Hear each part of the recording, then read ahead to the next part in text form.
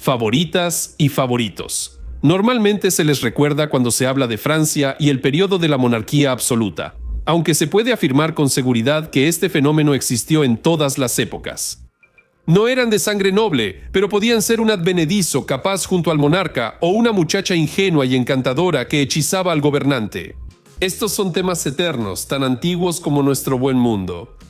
Simplemente, en Europa occidental de los siglos XVII y XVIII, el favoritismo adquirió nuevas características y se convirtió en una de las instituciones políticas más importantes. Las relaciones entre los gobernantes y sus favoritos siempre han sido un tema favorito para la literatura y el cine. Sin embargo, suele abordarse de manera algo unilateral, prestando principal atención al aspecto amoroso del asunto, aunque muchos favoritos ni siquiera tenían relaciones íntimas con sus soberanos. Su tarea principal era cargar con el peso del Estado, llevar la carga del Estado mientras el monarca se divertía en bailes y torneos. Sí, y entre las favoritas también había personas sumamente extraordinarias, que no solo calentaban la cama real, sino que también ejercían una enorme influencia en los procesos políticos. En este episodio les contaré cómo vivían las favoritas y los favoritos reales. ¿Qué más hacían, además de los placeres de la cama? ¿Qué tan fuerte era la influencia que ejercían sobre sus amantes coronados? También sabrán cuál es la diferencia fundamental entre un favorito y una favorita en el sentido europeo de estos términos. ¿Qué ventajas daba y qué peligros podía acarrear tal posición en la corte? Y por supuesto, parte de mi relato estará dedicada a los favoritos y favoritas más famosos de los gobernantes del Imperio Ruso. Me llamo Semyon y declaro inaugurada la sección ¿Cómo vivían? ¡Comenzamos!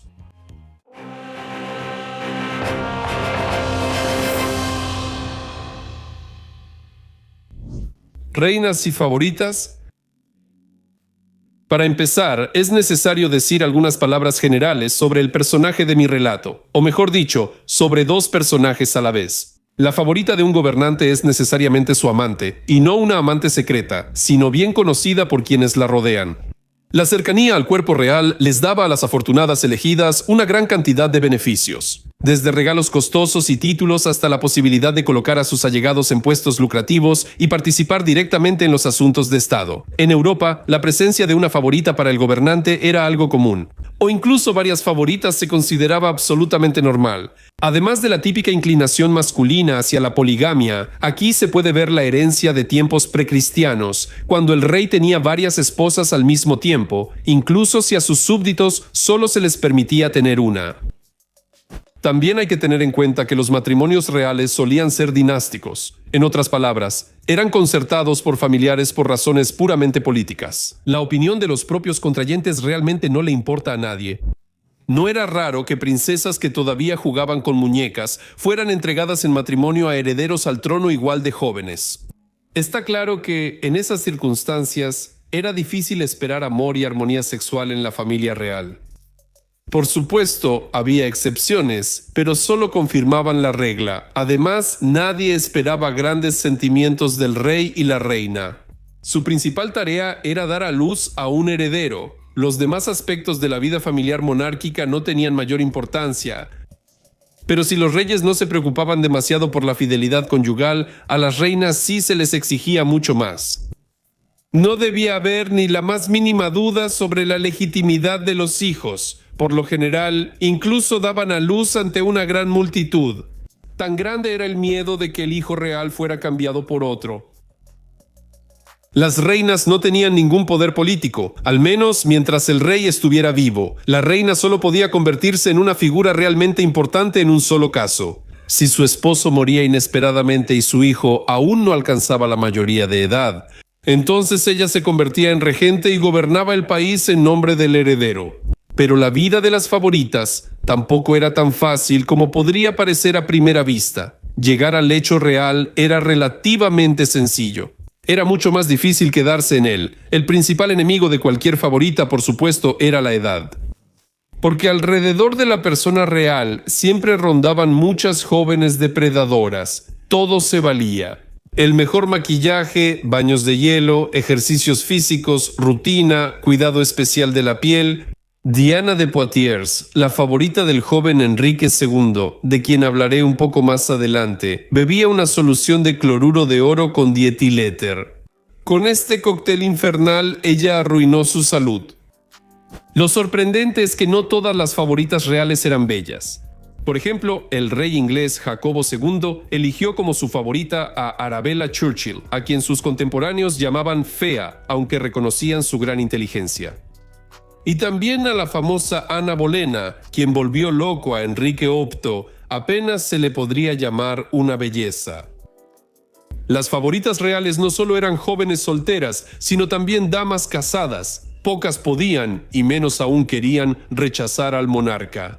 Por lo general, no había problemas con los esposos, recibían un buen puesto, un título o una generosa recompensa monetaria. Pero también hubo tristes excepciones. Por ejemplo, se conoce una historia así. Francisco I escuchó sobre la belleza de la dama Francisca, esposa del gobernador de Bretaña. Era un pequeño estado medieval y él desesperadamente quiso poseerla. Sin embargo, el esposo de la bella era muy celoso, así que encerró a su esposa en un castillo y mandó hacer un anillo que adjuntaba a cada carta en la que la llamaba a la corte. El rey ordenó a un sirviente robar el anillo, hizo una copia y finalmente logró atraer a Françoisa hacia él.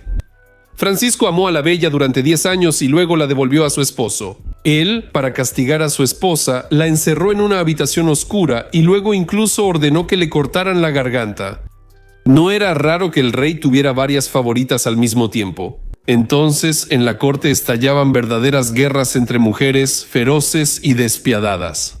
Se usaban los métodos más viles para desacreditar a la rival. Por ejemplo, a Eleonor Igvin, la favorita del rey inglés Carlos II, su rival le puso laxante en la comida.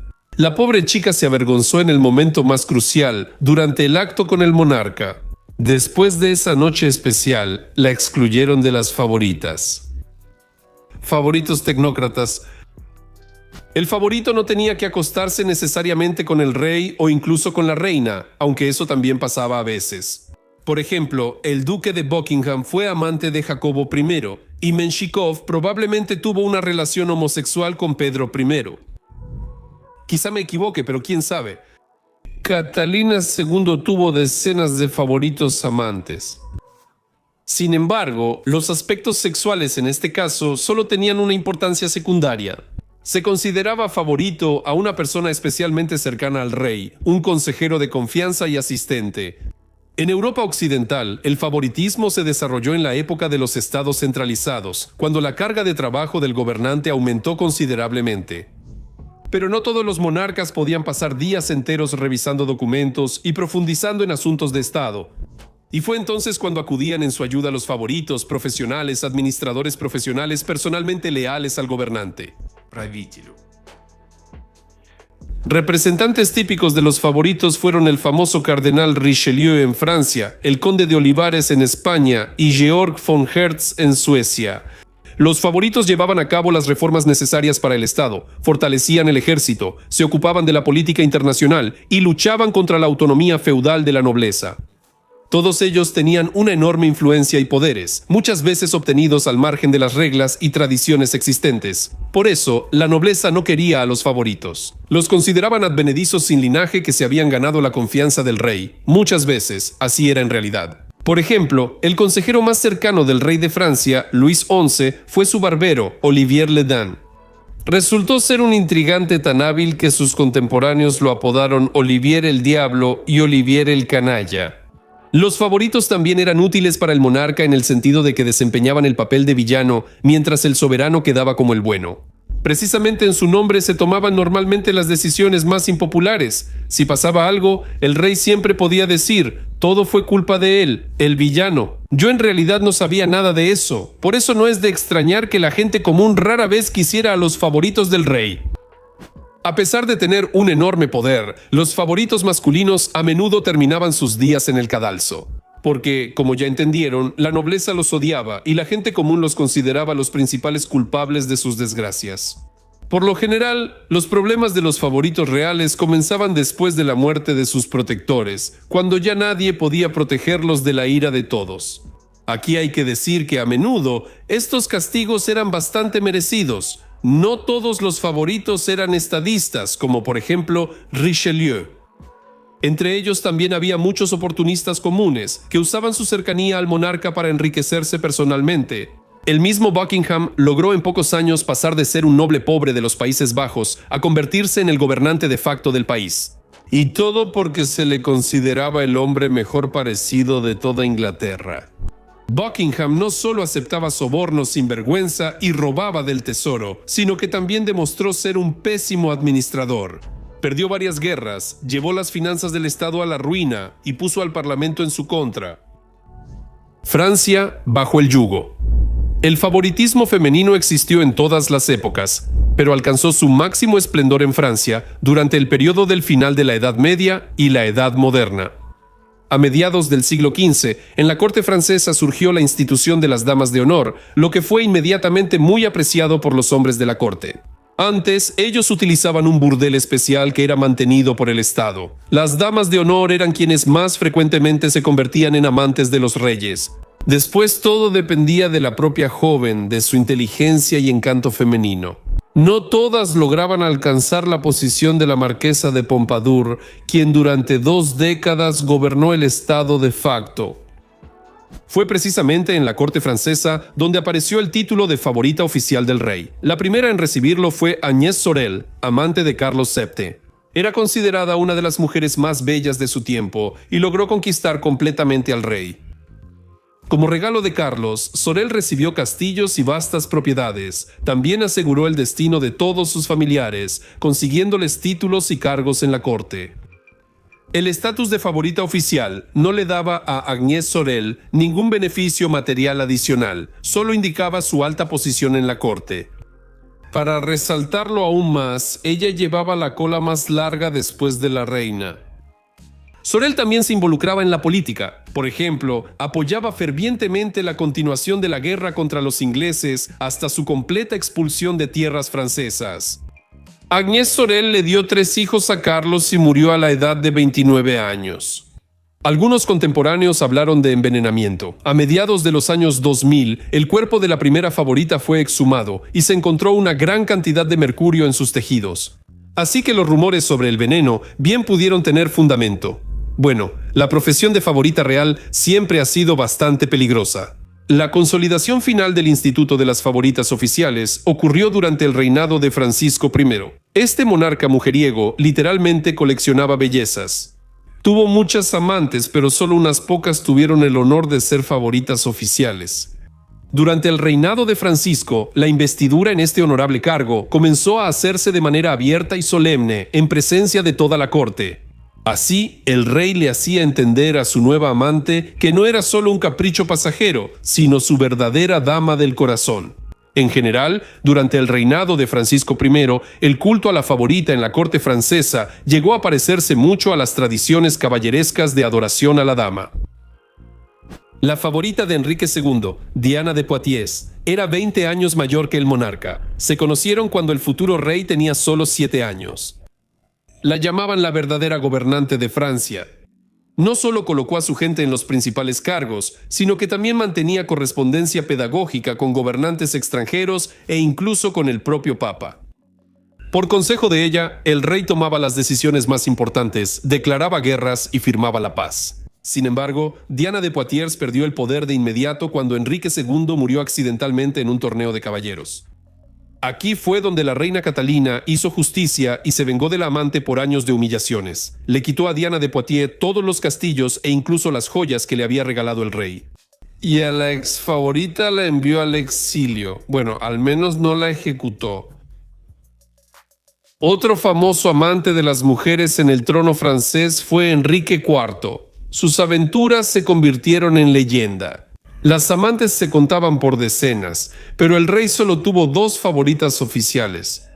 La primera elegida del monarca fue Gabrielle d'Estrées, quien ya antes de conocer a Enrique tenía una reputación impresionante. La joven era una verdadera belleza y sus ambiciosos familiares se aprovechaban de ello al máximo.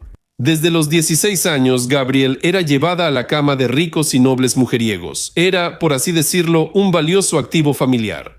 Así habría seguido todo si la joven no hubiera llamado la atención del rey. Gabrielle se convirtió en su amante y luego en su favorita oficial. Ella le dio a Enrique IV 4 hijos, quienes obtuvieron estatus legítimo.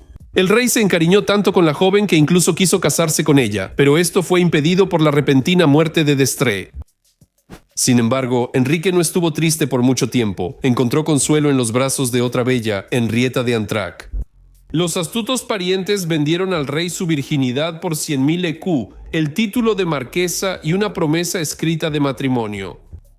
El rey pagó el dinero, pero no se casó con Henrietta. La familia enfurecida, de la que no llegó a ser reina, organizó una verdadera conspiración que, sin embargo, fue descubierta. En el siglo XVIII en Francia, los historiadores a menudo lo llaman el siglo de las mujeres debido a la fuerte influencia de las favoritas en la política, la ciencia y el arte. Federico II incluso llamaba el reinado del rey Luis XV el gobierno de 3 faldas. Sin embargo, a quién exactamente se refería sigue siendo motivo de debate. La favorita más famosa de Luis XV, sin duda, fue la marquesa de Pompadour, quien gobernó Francia sin rival durante 2 décadas. Ella colocó a su gente en todos los puestos clave del gobierno, controlaba las finanzas y la política exterior. A la marquesa de Pompadour se le considera la principal promotora de la Guerra de los 7 años, ya que beneficiaba a los financieros que estaban cerca de la favorita. Incluso perdiendo parte de su atractivo con la edad, Pompadour mantuvo su influencia sobre el rey. Es más, ella misma empezó a elegirle jovencitas amantes a Luis. La última en la pléyade de las favoritas reales francesas fue Juana du Barry. Ella sobrevivió a su amante coronado, Luis XV, y fue ejecutada después de la Revolución Francesa. En el siglo XIX, el favoritismo al estilo de Madame Pompadour y el duque de Buckingham llegó a su fin. Después de la Gran Revolución Francesa, los monarcas ya no se arriesgaban a mostrar abiertamente a sus amantes, hombres y mujeres ante el pueblo, pues entendían bien cómo podía terminar eso. Bajo la sombra del águila bicéfala, a los autócratas rusos tampoco les eran ajenas las pequeñas debilidades humanas. Por eso, el favoritismo ruso tiene una historia bastante rica. Comenzó mucho antes de los Románov. Todos conocen a los favoritos de Iván el Terrible, Malyuta Skuratov y Fyodor Basmanov. Vasily Golitsyn, favorito de la princesa Sofía Alexeyevna, gozaba de una enorme influencia. Sin embargo, el verdadero auge del favoritismo en Rusia ocurrió en el galante siglo XVIII. Se puede decir que aquí todo seguía las tendencias mundiales. Sin embargo, también había un toque especial de color nacional. Si en la Europa del siglo XVIII fue la época de las brillantes favoritas, como la marquesa de Pompadour, en el Imperio ruso quienes marcaban la pauta eran los favoritos, eran hombres. Simplemente porque el trono ruso en ese tiempo estaba ocupado principalmente por mujeres. Pedro I tenía decenas de favoritos y favoritas. El más famoso de ellos es Menshikov, quien hizo una carrera vertiginosa desde sirviente hasta príncipe y gobernante de facto del país. Con el emperador tenían una relación bastante extraña. En San Petersburgo se decía que el zar vivía con Menshikov de una manera escandalosa. A principios de siglo, el país se sumió durante una década en la época de Berón, un oscuro periodo de gobierno del favorito de Ana Ioannovna, Berón. Luego subió al trono la alegre emperatriz Isabel Petrovna, a quien le interesaban más los vestidos y los bailes, mientras que el país era gobernado por sus numerosos amantes, los Shuvalov, Vorontsov y los Razumovsky. Eso sí, a diferencia del tosco Berón, ellos eran personas educadas y progresistas, realizaban reformas y apoyaban la cultura y las ciencias. El mismo Shuvalov, por ejemplo, fundó la Universidad de Moscú. El auge del favoritismo en el Imperio ruso se dio durante el reinado de Catalina II, quien, tras otro golpe de estado, derrocó a su esposo y ocupó el trono. Ella era en general una mujer temperamental y tuvo decenas de amantes, pero eso no perjudicó al país. A los asuntos de estado, Ekaterina solo permitía el acceso a aquellos favoritos que tenían aptitudes para ello. Los demás solo servían para los placeres íntimos de la emperatriz. En el siglo XIX, el favoritismo en Rusia empezó a decaer. Los emperadores, por supuesto, tenían amantes, pero ellas no participaban en los procesos políticos. La única excepción fue el último emperador ruso, Nicolás II. Su favorito, Grigori Rasputín, jugó un papel fatal en el destino del imperio y de la propia dinastía Romanov. En lugar de epílogo, el favoritismo es un fenómeno histórico sumamente llamativo que despierta un interés constante no solo entre los historiadores profesionales, sino también entre el público en general. Y no es de sorprender, la atmósfera de intrigas, sensualidad, lujo y glamour difícilmente deja a alguien indiferente. Estamos acostumbrados a pensar que la historia siempre es impulsada por algo global, como los procesos económicos o la lucha de clases. Mientras tanto, las estrategias humanas comunes a veces tienen no menos influencia en el curso de la historia. Pero eso es todo. Hasta luego a todos.